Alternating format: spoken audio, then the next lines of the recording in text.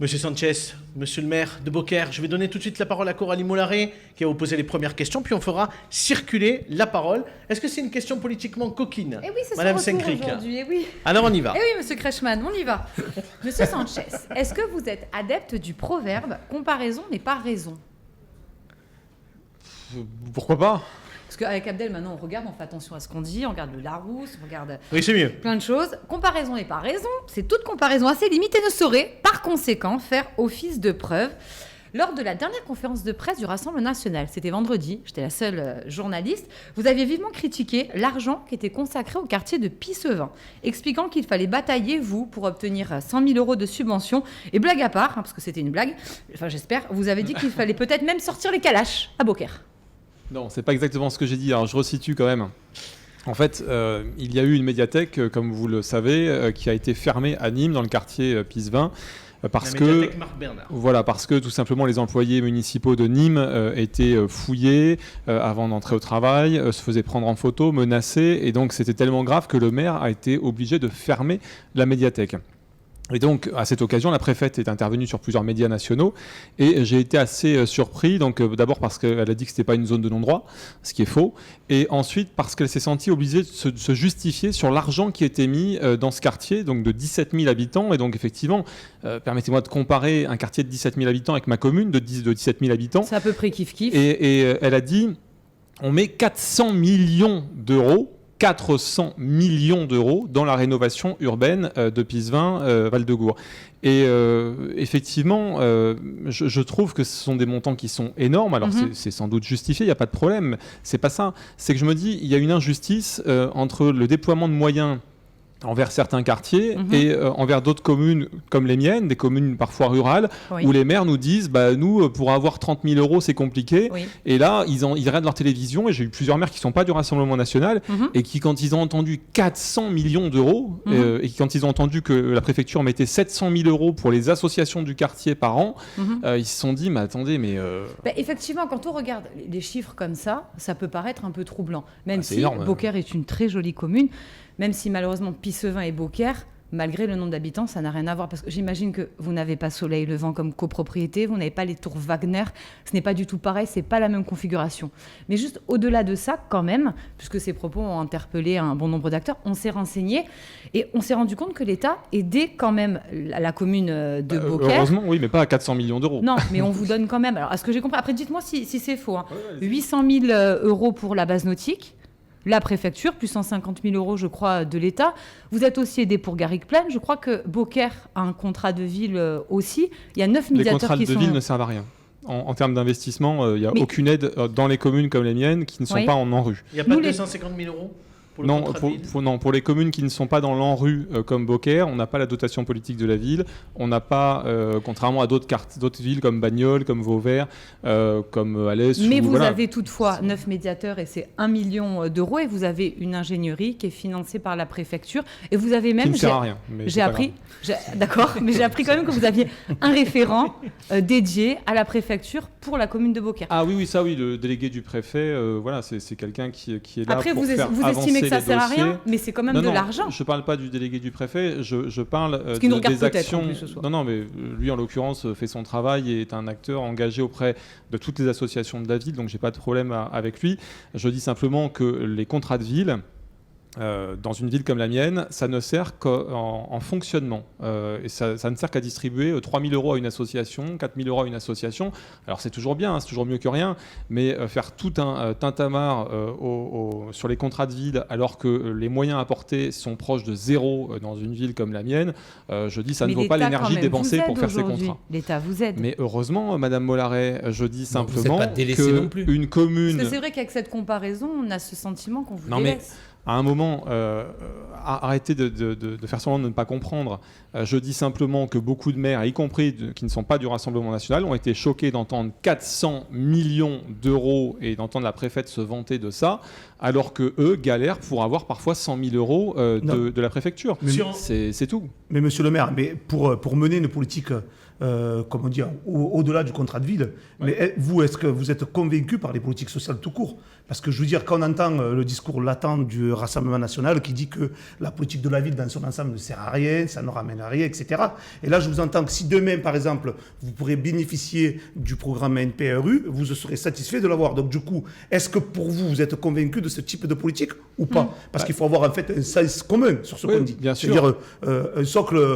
Mais je pense que la question est vaste, parce que dans la politique de la ville, vous savez qu'il y a des actions qui sont positives et qui sont utiles, et d'autres qui sont nuisibles et néfastes. Si c'est pour apprendre à faire des tags ou des graffitis à des gamins, je suis totalement contre. Et ça, c'est des actions politiques de la ville. Dans certains quartiers, je suis totalement opposé. Nous, on a un site patrimonial remarquable. Le but, c'est pas que les gamins aillent faire des tags dans le centre-ville de Beaucaire après. Par contre, si c'est pour apporter des moyens aux associations sportives existantes comme le Stade Beaucairois, comme Gym Flip, comme l'Aviron, qui ont un vrai rôle social, elles, pour le coup, parce qu'elles font en sorte que des gamins cohabitent et vivent ensemble, quelles que soient leurs origines, quel que soit le quartier où ils habitent. Ça, oui, ça, je suis favorable, parce que le but, c'est de créer tout n'est pas du lien. à jeter pour vous Non, dans tout cette n'est pas à politique-là. jeter. Ce que je dis simplement, c'est qu'il ne faut pas qu'on nous fasse croire que les contrats de ville apportent des financements énormes aux villes. À Beaucaire, c'est faux, puisque ça n'apporte que de l'argent en fonctionnement des associations et en aucun cas de l'investissement. Juste un mot quand même pour entrer dans le fond du sujet, Oui. parce que le fond du sujet, c'est quand même la fermeture de cette médiathèque Marc Bernard à Pissevin à Nîmes. Sur les trafics de drogue, peut-être qu'on ne vous a pas entendu sur ce sujet-là. C'est quoi vos solutions? Comment on fait? Parce qu'il y en a certainement à Beaucaire aussi. Moi, je crois que sur les trafics de drogue, enfin, encore une fois... Et ça concerne toutes les villes et pas que Nîmes, parce qu'on ne peut pas stigmatiser Nîmes. Non, moi je stigmatise pas Nîmes et je ne stigmatise pas le maire de Nîmes, parce que moi je ne rappelle à chaque fois que la politique de sécurité, c'est l'État. Parce qu'à chaque fois, on s'en prend au maire pour tel ou tel sujet. À un moment, normalement, les maires, c'est la tranquillité publique, ça n'est pas la sécurité publique. La sécurité publique, c'est l'État. Et donc, c'est l'État qui est défaillant ici dans ce quartier de Pissevin et à Val-de-Gour. Ça n'est pas la mairie de Nîmes, en l'occurrence, qui... Oui, parce qu'à l'intervention des moyens. CRS, ils sont plus là. Les trafics de drogue vont s'installer à nouveau. Bien sûr. Alors, quelles sont les solutions? C'est la question que vous me posez. Moi, je crois beaucoup au rétablissement de l'échelle des peines. C'est-à-dire qu'aujourd'hui, on est face à des jeunes qui commencent dans la vie et qui, à 12 ans, sont déjà délinquants et sont déjà parfois multirécidivistes. Et en fait, on remarque que d'année en année, l'âge s'abaisse. Et je dis simplement qu'il faut que les peines soient réellement appliquées, qu'elles soient dissuasives, parce que quand on sait qu'on risque quelque chose d'important, on a plus de difficultés à le faire, parce qu'on Vous se dit, pensez tiens, je ça? risque. Parce Oui, que c'est moi, vrai je que c'est un pense. débat. Il y avait l'avocate Khadija Ouais. Aoudia qui était là et qui expliquait que la sanction, elle n'est pas toujours dissuasive, surtout quand on est un enfant et qu'on n'a pas le même raisonnement qu'un adulte. Est-ce que la sanction, elle est vraiment dissuasive? Moi, je pense que oui. Parce que... Et est-ce que c'est pas si dangereux elle est de mettre appliquée. en prison des gamins de 15 Non, ans? mais je vous prends l'exemple... Est-ce qu'il n'y a pas un risque sur leur avenir aussi? Mais Est-ce que c'est je la parle meilleure pas solution? forcément de prison, je parle de mesures de fermeté vis-à-vis d'enfants. On n'est pas nécessairement sur de la prison. Mais aujourd'hui, il y a, si vous voulez, il y a une différence entre le fait que simplement ils passent 1 heure en garde à vue, ils sont relâchés, ils sont libres et ils continuent à aller narguer leurs victimes. Ça, c'est quand même ce qui se passe aujourd'hui. Et ce que vous dites là, il y a un juste milieu entre les deux. Et pour prendre un exemple éducatif, moi, quand je faisais une connerie, je savais que quand je rentrais chez moi, j'allais m'en prendre une, forcément. Il y a la question des parents et la responsabilité des Il y a parents. la question aussi des parents, mais c'est pour vous dire que quand on sait qu'on risque quelque chose, on a tendance à se comporter correctement. Est-ce que vous êtes d'accord avec la proposition d'Éric Ciotti? Éric Ciotti dit aujourd'hui on est rentré dans un système où on met des amendes aujourd'hui pour ceux qui sont détenteurs de drogue sur eux, et il dit la sanction c'est 150 € l'amende, il faudrait la mettre à 1 000 € et il veut aller même plus loin. Il dit qu'il faudrait peut-être divulguer les noms et les prénoms de ceux qui ont eu cette amende sur le site du ministère de l'Intérieur. Oui, enfin, c'est de la. Vous pensez que c'est du gadget? C'est du gadget, c'est de la surenchère pour faire croire qu'il est ferme. Mais je ne crois pas que ce soit avec des amendes qu'on va régler le problème. C'est ce qui est en place aujourd'hui. Hein. Peut-être. Oui. Non, mais après, on parle. Les amendes, ils les paieront. Ils se font des centaines de milliers d'euros. C'est sûr que ça, 50 €. On ça parle fait des pas- trafiquants, on ça parle fait des pas trafiquants, peur. mais on ne parle pas des consommateurs. Ouais, bien Donc sûr. le problème, si Vous il y avez a des raison. trafiquants, ça veut dire que forcément il y a des consommateurs. Et la Vous avez problématique, raison. Mais c'est. faut Ils ne sont pas taper aussi forcément dessus. issus du monde urbain, d'ailleurs. Exactement. Donc ça Ouais. veut dire que quand il y a l'offre, il y a la demande. Quand il y a la demande, il y a Tout à l'offre. Et fait. donc du coup, c'est à ce moment-là qu'il faut travailler. Je pense que là où il faut taper, c'est un petit peu aussi là. Et je trouve que là, vous parlez à un moment donné d'amende à partir de 12 ans, etc. Oui, on le constate. Moi, je suis un acteur social, je travaille souvent avec les jeunes. Mais Moi, ce qui prime pour moi, avant de parler de répression, parce qu'effectivement, il faut qu'il y ait à un moment donné une sanction, il faut qu'elle soit constructive, la sanction. Il ne faut pas qu'elle soit répressive pour dire, bon, on a condamné, parce que des fois, ça peut faire un effet contraire, comme disait, je ne sais pas si c'est Abdel ou Coralie qui le disait, je crois que c'est toi, Abdel, ça peut faire un effet contraire de ce qu'on recherche comme objectif. Mais par contre, d'amener en fait un travail de prévention, c'est-à-dire évaluer les besoins au plus près de nos concitoyens, essayer de voir un petit peu avec les familles comment on peut les accompagner. Moi, en tant qu'acteur social, je demande toujours, et je le demande, je le fais, je t'avais posé la question la dernière fois, de savoir d'évaluer combien de jeunes issus des quartiers QPV arrivent à avoir leur bac. J'ai pas la réponse. À ce jour. Donc c'est peut-être travailler à la racine. À la racine. Ça veut dire que on va laisser répondre M. Sanchez. Le socle de base, c'est l'école.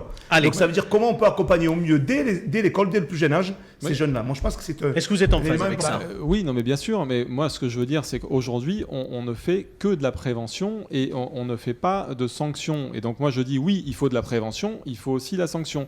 Et la prévention, c'est l'éducation, évidemment, qu'il faut apprendre le bien et le mal, qu'est-ce qui est un bon comportement, qu'est-ce qui débat un bon comportement à tout le monde. Ça, on voit qu'aujourd'hui, avec les réseaux sociaux, tout le monde est concerné. Donc il faut bien le rappeler. Mais derrière, il faut que ce soit sanctionné parce que sinon, celui qui se comporte mal, au final, on lui dit rien. Et au final, ce qui est désastreux, c'est que quand vous avez un gamin de 10 ans et qui voit son grand frère avec une très belle voiture, avec une nana juste à côté qui est là parce que justement il a la puissance, cliché, etc. C'est une réalité. Ça se passe pas tout le temps comme ça. C'est une réalité. Quand Allez, on avance. Toutes les femmes ne sont pas vénales, vous avez raison. Vous avez le choix entre ça et aller travailler à l'usine pour le SMIC. Évidemment que si vous apprenez pas le bien et le mal aux enfants et si vous ne sanctionnez pas celui qui se comporte mal, tout le monde va faire ça. Allez, Coralie, on avance. On parle tout de suite de la Fédération du Rassemblement National dans le Gard. Exactement, parce qu'au cours de cette même conférence de presse, décidément j'en ai appris des choses, elle compterait 2001 adhérents. Vous avez constaté donc une progression, selon vous, à quoi est-elle due ? Je pense que c'est à la fois la politique de casse sociale menée par Emmanuel Macron, le fait qu'on ait maintenant 88 députés qui montrent qu'on est dans la proposition, puisqu'on a été offensif sur la réforme des retraites. Je rappelle qu'on a proposé une motion référendaire, qu'on a déposé les motions de censure, qu'on a déposé des amendements, qu'on a été présent tout au long des débats. Donc on a été présent et on fait des contre-propositions. Et vous avez remarqué qu'on n'est pas sectaire dans nos votes à l'Assemblée nationale. Quand il y a quelque chose de la NUPES qui est bien, on vote pour. Quand il y a quelque chose des Républicains qui est bien, on vote pour, et quand il y a quelque chose du gouvernement qui est bien, ça arrive de temps en temps, on vote pour aussi. Alors que les autres, quand on propose des choses, votent quasiment systématiquement contre. Il y a le côté politique au niveau national, mais il y a aussi une stratégie un peu plus locale, c'est que vous faites vivre la fédération. Il y a Sébastien Chenu qui est venu, il y avait Edwige Diaz qui est aussi venu. Donc c'est vrai que vous faites partie des fédérations, des partis politiques du Gard, qui est assez dynamique. J'ai aussi appris que vous allez ouvrir une nouvelle permanence. Alors, quel sera le but et où est-ce qu'elle sera ? À quoi elle va servir, cette permanence ? Alors, j'ai pas d'éléments précis. Elle sera à Nîmes, ça c'est sûr, parce que c'est vrai que depuis quelques années, nous n'avions plus de permanence dans le département du Gard à cause des mauvais résultats aux élections législatives il y a quelques années, parce que vous savez que c'est de ça dont dépend le financement des partis. Là, nous avons eu de bons résultats aux dernières élections législatives. On va toucher la première partie de la subvention cet été, un an après, et ça va nous permettre de rouvrir des permanences dans le pays, et en l'occurrence à Nîmes, qui est quand même la préfecture du Gard et où il est important d'être présent. Avec Yohann Gillet, alors pendant longtemps vous avez travaillé en binôme. Est-ce qu'aujourd'hui c'est moins le cas et c'est lui qui a vraiment la main sur la fédération ? Vous le conseillez ou est-ce que on travaille ensemble. Vous savez, c'est lui qui est délégué départemental et c'est lui qui a l'autorité de délégué départemental dans le département du Gard. Mais bon, on travaille ensemble. Vous savez, on est amis parce que voilà, ça fait des années qu'on a travaillé ensemble. Il a été mon directeur de cabinet. J'ai été son suppléant aux élections législatives.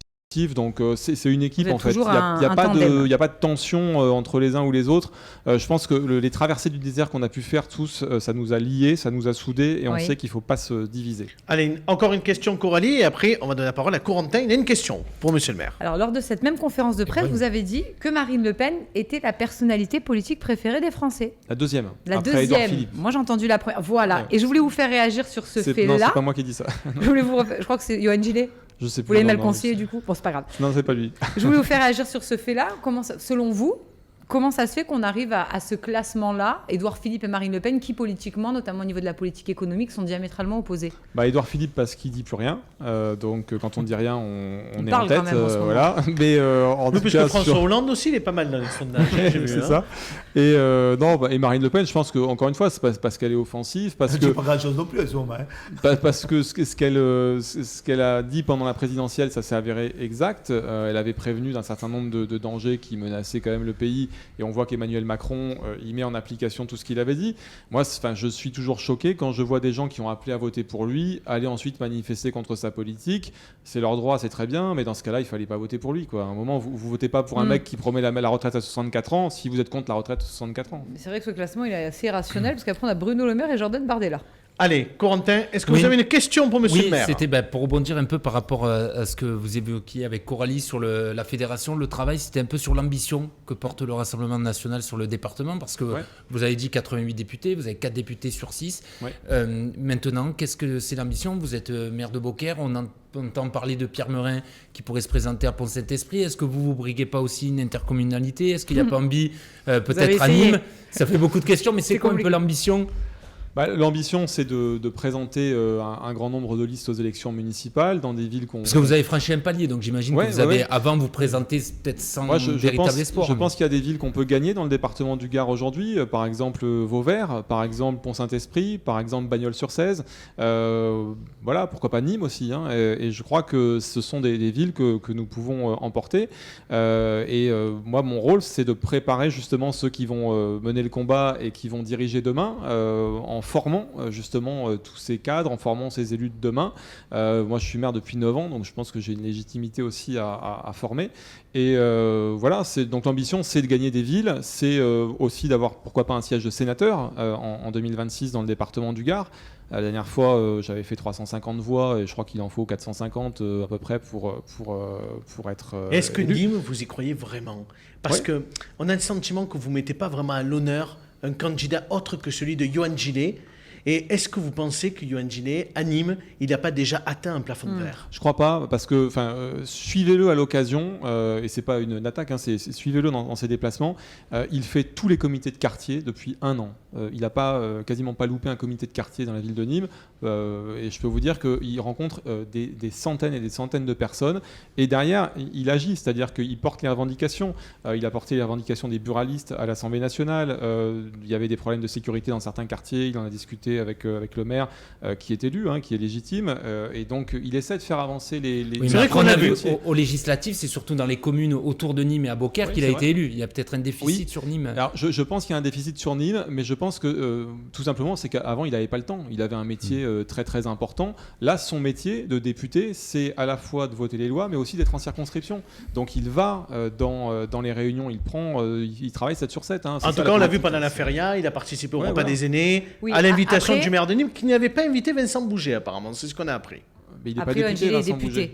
Mais après, par contre, il y a quand même... il est élu d'opposition. Ce qu'on peut signifier, c'est que c'est vrai que le Rassemblement national dans les villes importantes n'arrive pas quand même à décrocher de villes importantes. Vous êtes tout à l'heure, Corentin l'a dit, vous êtes plutôt fort dans la ruralité. Oui, c'est vrai. Et mon esprit espiègle me dit, mais c'est peut-être pour ça alors que vous opposez ruralité et urbain, donner des sous aux communes, aux villages et plus trop à l'urbain. Madame Mollaret, c'est une Je suis question... trop espiègle, pardon. Non, vous n'êtes pas rationnel. C'est une question d'égalité. Si je donne à Monsieur Samary, par exemple, si je suis... c'est un mauvais exemple, mais si je suis patron... Ça, c'est votre côté communiste, égalité. C'est pas équité. Si je donne 5 000 euros à Monsieur Samary comme salaire et que je vous donne 1 000 euros et que vous faites le même travail, il y a un problème. Donc, je dis simplement, pourquoi donner 400 millions d'euros à un quartier de 17 000 habitants et ne pas donner ça à d'autres? Voilà. Non, mais ça, vous parlez d'égalité, je vous parle d'équité. Les réalités sociales et économiques d'un village à un autre et d'un quartier, dans ma commune, j'ai des quartiers ce sont prioritaires pas les aussi. mêmes. Dans ma commune, j'ai des quartiers Allez, on prioritaires parle de la aussi. loi immigration de Gérald Darmanin, mais aussi les propositions qui ont été formulées par les Républicains, notamment Éric Ciotti. Allez, C'est vrai Coralie. que Gérald Darmanin, il aimerait faire adopter son projet de loi immigration avant la fin de l'année. Qu'en attendez-vous au Rassemblement national? Yohann Gillet, justement, a interpellé le ministre de l'Intérieur hier à l'Assemblée nationale et on l'a interpellé sur plusieurs sujets. On lui a dit, mais en fait, il y a un projet de loi qui existe, c'est celui de Marine Le Pen, reprenez-le, on le votera. Elle l'a déposé? Ah mais il y a plus d'un an qu'elle l'a présenté et je crois que c'est important sur plusieurs sujets sur lesquels malheureusement le gouvernement n'agira pas. C'est le droit du sol. Il faut en finir avec le droit du sol. C'est pas parce qu'on est en France qu'on doit être français. Aujourd'hui on a des gens qui viennent des Comores pour aller à Mayotte par dizaines de milliers et qui vont accoucher dans les maternités françaises pour avoir la carte d'identité française et les droits qui vont avec. Ça n'est plus possible parce que qui paye ? C'est nous qui payons tout ça. Et donc il faut arrêter avec le droit du sol. Voilà, c'est quand on a des parents français, on est français, voilà, quelles que soient ses origines par ailleurs. Par contre, le fait de simplement naître dans un pays avec lequel on n'a strictement aucune attache, ça ne devrait pas nous faire être français. Voilà, c'est ce qu'on nous disons tout simplement. Ensuite, le droit d'asile. C'est quoi j'ai pas saisi. L'attache, c'est quoi ? C'est-à-dire, par exemple c'est-à-dire, là, aux Comores, par exemple, les Comoriens vont à Mayotte, c'est-à-dire qu'ils vont juste accoucher là-bas, en fait, parce qu'ils savent que l'enfant va être français, parce qu'on a des lois très laxistes, et du coup, ils auront droit aux prestations sociales, ils auront droit à l'aide médicale d'État, ils auront droit à tout un tas de prestations, et ça... Après, ces enfants, par contre, je crois, ne peuvent pas venir en métropole. Les conditions et le statut de Mayotte est particulier et vous n'êtes pas sans savoir que Mayotte quand même fait aussi partie des Comores. Il y a eu un gros débat, souvenez-vous, quand il y a eu un référendum et que Mayotte a voté pour rester dans l'État français. Mais vous pouvez prendre n'importe quelle commune. Quand vous avez des clandestins qui arrivent sur le sol français, il suffit qu'une femme donne naissance à un enfant. Mais l'exemple de Mayotte, c'est vrai que là, hors contexte, quand vous dites ça, c'est vrai qu'on est tenté de s'indigner avec vous. C'est pas si simple que ça. Hein. Mais sur Mayotte, c'est un peu plus compliqué. Vous pensez qu'il y a une simplicité ? On est au quotidien avec ça, bien évidemment. Même si vous avez raison, il y a une situation sécuritaire qui se pose à Mayotte. Oui. Mais...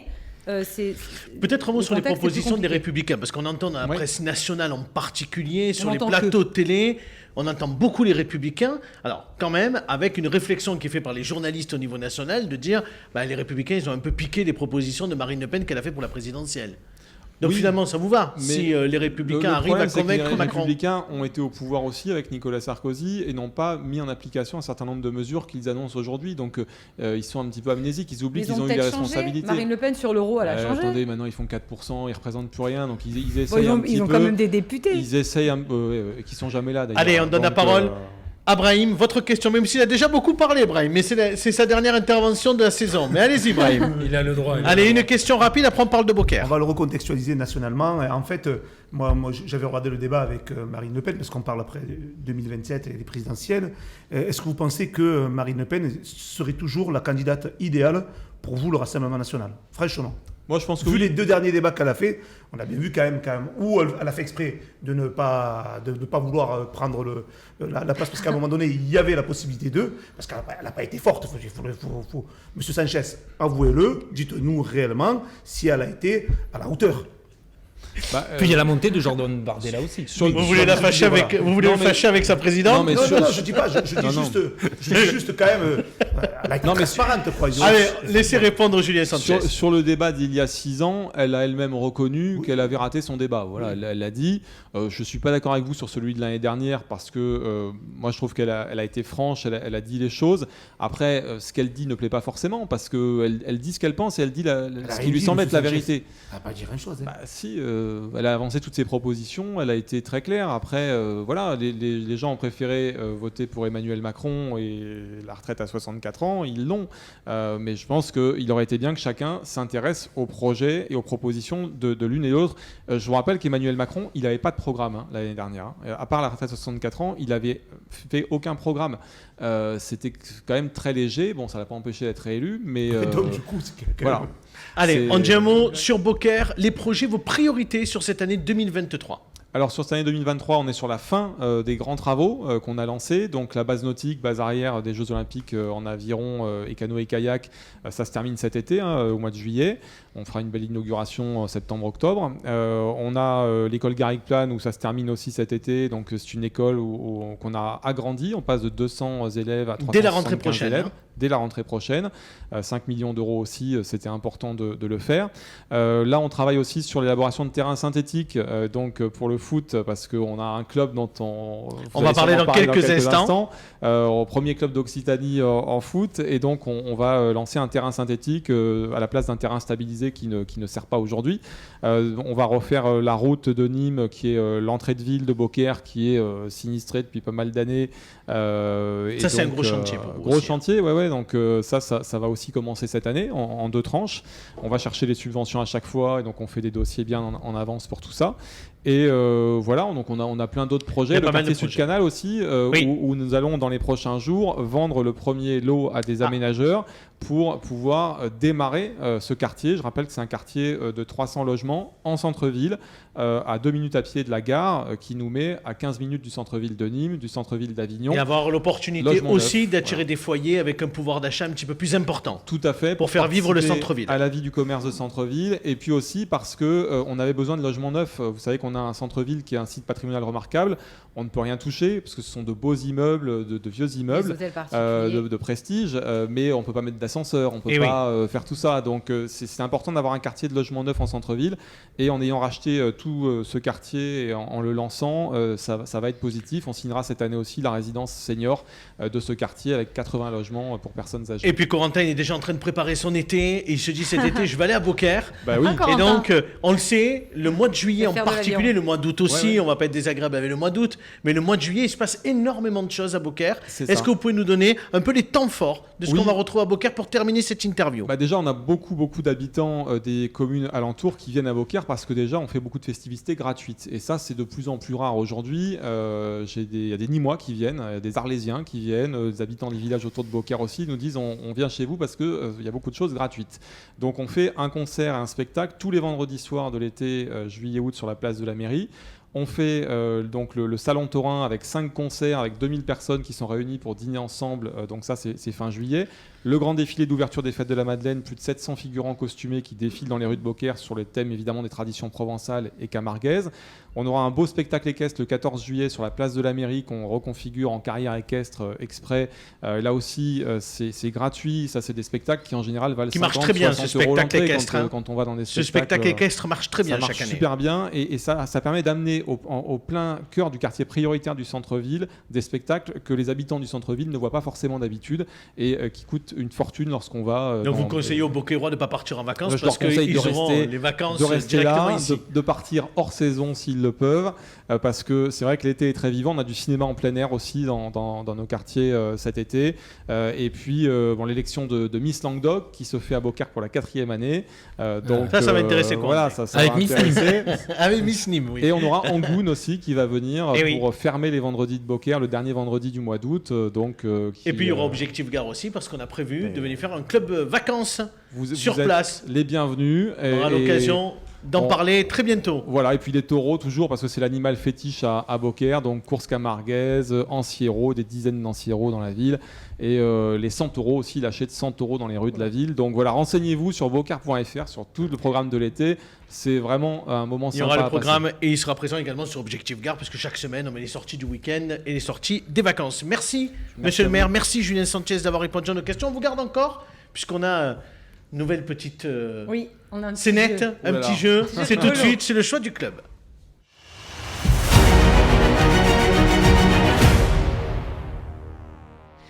Monsieur Sanchez, on va vous présenter à l'écran des duos, 5 duos, et on va vous demander de choisir dans les duos, la personnalité que vous préférez. Il faut choisir. Allez, On dit Nicolas, les deux ou pas les deux. On y va pour le premier duo. Les deux députés, Johan Gillet ou Nicolas Maisonnet. Ah, il faut choisir. C'est bientôt les vacances, il faut choisir, il faut se lâcher. J'adresse un salut amical à Nicolas Maisonnet, mais Johan Gillet est quand même mon Sans député. douter. Donc voilà. Allez, le deuxième duo, Nicolas. Yvan Lachaud ou Jean-Paul Fournier. Il y avait du vent, Je connais moins Jean-Paul Fournier. Je connais plus Yvan Lachaud qui a l'Institut Saint-Félix d'Alzon à Beaucaire. Donc je dirais Yvan Lachaud parce qu'il est un peu beaucairois avec son institut. Mais j'adresse un salut quand même à Jean-Paul Fournier qui est maire de Nîmes depuis de nombreuses années. Vous êtes beaucoup opposé à lui, une certaine époque. À une certaine époque, oui, mais après voilà, c'est quand même un élu qui, comme Max Roustan à Alès, est là depuis des décennies, j'ai envie de dire. Et pour être maire autant de temps, il faut quand même avoir certaines qualités. Allez, le troisième duo, c'est un duo d'Éric. Éric Ciotti, le président Les Républicains, ou Éric Zemmour, le président de Reconquête? Éric Zemmour. Pourquoi? Parce que pour moi, je trouve que il n'a pas été aux responsabilités, donc je dirais qu'il est franc dans ses propos. Éric Ciotti a Un été peu trop franc? Est-ce que vous Moi, partagez tous ces propos? Vous avez peut-être vu l'interview qu'il nous a accordée dimanche. Je l'ai vu, oui. Bon, il paraît qu'il vous a pas salué à la fin. Bon, Marine Le Pen vous aurait salué. Donc, Elle l'a fait quand elle on a a fait fait. son interview à la présidentielle à la Grande-Bretagne. Mais est-ce que vous partagez tout ce qu'il a dit Est-ce que dans vous cette partagez interview quand même, à la fois, il y a son analyse, mais aussi les réponses qu'il propose? Non, je partage pas tout ce qu'il dit parce que d'abord il propose pas de réponse. Le problème c'est ça, c'est qu'il fait des constats. Alors c'est bien, on peut tous faire des constats, mais derrière il faut proposer. Il faut pas juste dire ah c'est terrible ce qui se passe, c'est terrible ce qui se passe. Oui, et donc tu proposes quoi en fait? Donc c'est ça en fait que je lui ai reproché pendant la présidentielle, c'est de pas avoir de proposition et d'essayer de faire rêver les gens en parlant fort et en disant des choses parfois terribles. En faisant pour rêver ou en décrire les faisant faits. peur? Mais derrière, il faut proposer, il faut pas se contenter de dénoncer en fait. Allez, le quatrième duo. Carole Delga ou Emmanuel Macron? Vous avez bien choisi là. Bon, même si j'ai fait condamner Carole Delga pour discrimination par la Cour de cassation française, je dirais quand même Carole Delga parce que c'est quand même une élue de terrain. Elle n'a pas mes idées politiques, mais elle fait quand même du terrain et je lui rends hommage pour ça. Pour son sectarisme, non, mais pour le côté terrain, oui. Allez, le cinquième et dernier duo de ce soir. Gilbert Collard ou Marc Tolel? Gilbert Collard, ah oui. C'est Ah bon d'abord parce que j'ai pendant plusieurs années travaillé à ses côtés. On a fait des dizaines de réunions publiques dans tout le département ensemble. Il a un charisme, une aura et un humour, toujours un bon mot. Maintenant qu'il a quitté en 3 secondes, Reconquête, est-ce qu'il pourrait revenir au Rassemblement National? Je sais pas. Vous le souhaitez? Bah, en tout cas, je sais qu'il a porté, je dirais, des qualités, encore une fois, d'orateur. Qui étaient intéressantes. Il a fait des meetings dans toute la France. Il était assez bon. Après, bon. Vous pensez que Marine Le Pen, elle, veut le récupérer? Je suis pas Je sûre. suis pas hein. certain. Voilà. Je suis pas certain. Mais en tout cas, entre Marc Tolel et Gilbert Collard, par amitié, Gilbert Collard. Parfait. Merci beaucoup, Julien Sanchez, d'avoir répondu à nos questions et d'avoir joué le jeu. Mon gars.